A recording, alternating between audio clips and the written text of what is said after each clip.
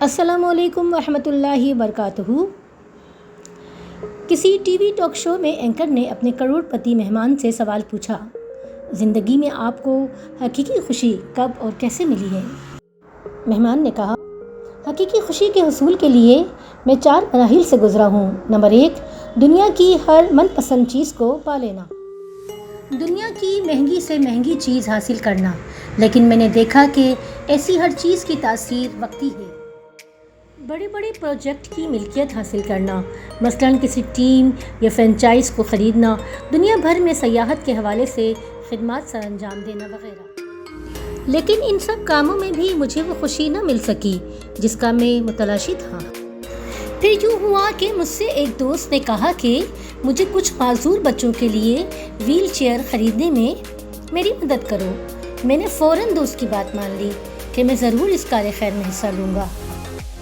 میرے دوست نے مجھ سے کہا کہ میرے ساتھ چلو اور یہ تحفہ بچوں کو خود پیش کرو۔ میں نے بچوں کے چہرے پر انتہائی خوشی دیکھی۔ بچے کرسیوں پر بیٹھ کر خوشی سے جھوم رہے تھے، ہنسی خوشی کے ساتھ ادھر ادھر گھوم رہے تھے۔ ایسا لگ رہا تھا کہ وہ کسی پارک یا کھیل کے میدان میں ہوں۔ یہ سب کچھ کرنے اور یہ منظر دیکھنے کے بعد بھی مجھے حقیقی خوشی محسوس نہ ہوئی۔ جب میں وہاں سے جانے لگا تو ایک بچے نے میرے پاؤں پکڑ لیے۔ میں نے کوشش کی کہ اسے پیار سے اٹھا لوں، لیکن وہ چمٹ گیا۔ اس کی آنکھوں سے آنسو ٹپک رہے تھے اور اس کی نگاہیں مجھ پر جمی ہوئی تھی۔ میں نے نیچے جھک کر اس سے پیار بھرے انداز میں پوچھا، بیٹا کسی اور چیز کی ضرورت ہے تو مجھے بتا دیجیے۔ اس بچے نے جو جواب دیا اسی جواب نے مجھے حقیقی خوشی سے روشناس کرایا۔